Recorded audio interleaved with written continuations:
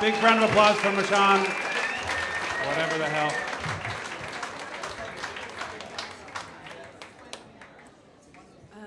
So switching gears a little bit.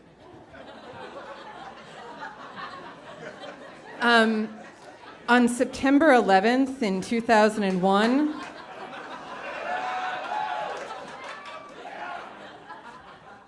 I went into my office in New York City, which is my home. I worked in financial news at the time at 6 a.m., and then I didn't leave until 8 a.m. the next day. I think we can all agree it was kind of a lot that day. And I had somehow managed to make it all day without seeing any images of any of the attacks or anything that had happened, because I'm very, very visual, and so once I see something, it totally sticks for me. So I didn't want to see anything, and I didn't want to go home, because then I'd end up watching TV and I'd end up seeing things. And I didn't want that. So they needed people to stay overnight and man the phones. So I volunteered to be part of a very small crew. And so that night, I stayed overnight as part of this crew and spent the night scrolling through the aggregated news feeds because it was just text, partially with this girl, Amanda, who also worked there at the time, looking for stories that were not about terrorist attacks and that had nothing to do with the events of the day. And so Amanda and I spent the night emailing each other whatever we could find. And some things that you guys may not know about September 11th are that there was a PR company that thought it was a great idea to release in like every language imaginable and promote a tomato-flavored beverage in Europe by Heinz.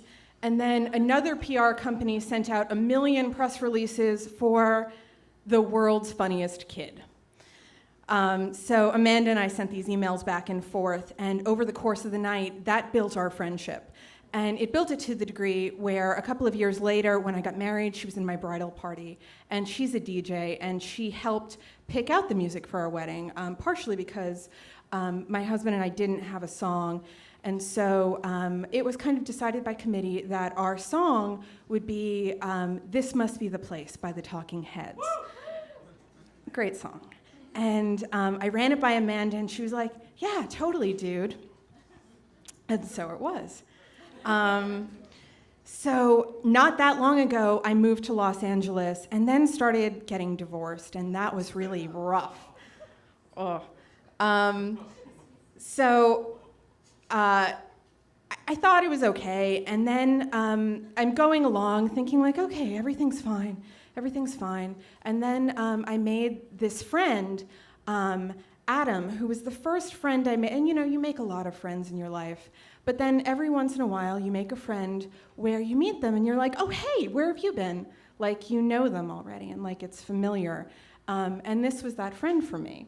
But me going through this kind of rough divorce, I was a little bit high maintenance, and this is the best way that I can explain kind of and he was really great with it, but I made a lot of mistakes, and so I was kind of like this a lot, like, hey, it would really mean a lot to me if you could just never show me a banana, because just the yellow and the shape of it, they make me really upset, and I hate that fruit. It just reminds me of my marriage. He'd be like, yeah, okay, I will never show you a banana, I promise. And I'd be like, thank you, you totally get me, and feel really, really great about it.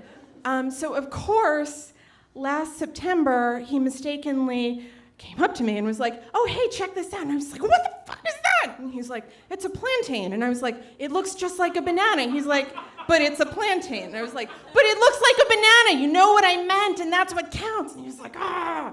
And so to resolve this screaming, like, I will admit it, totally crazy pants fight on my end, he was like, come over.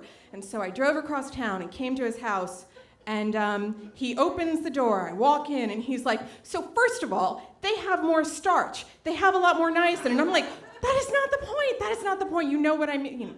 And so we fought a little bit and came to the point where we could resolve it. And then we were sitting there, and I was like, okay, I guess now all that's left is to determine whether or not, like, we're going to be friends. We were sitting there. We were both kind of tired, like you get after you've been fighting with somebody that you're friends with, but you're just like, this sucks. And it was September 11th, and he's like, what were you doing? I was in high school. And I was like, you're a kid. And, and so I told him all about that day, and I told him about going into the office at 6 and staying until 8, and I told him about Amanda, and I told him about the news feeds and the world's funniest kid and the tomato-flavored beverage. And then I got upset, and I said, I just don't know what home is here. It's Los Angeles, and it's terrible. And he looked at me and said, oh, I think I know the answer. Like, I've been thinking about this for you, and reached his hand across the table and said, there's this song by the Talking Heads. And I said, no, don't. And I was like, that was my wedding song. And he was like, oh my God, that can't be. And he just looked so upset, and he started like kicking the floor. And every time I think about it, I just go back and I look at him in my head, and that visual stays with me of him kicking the floor. And I knew that it was okay, and that the bananas and the plantains, like, it didn't really matter, because like that was the place. So thank you.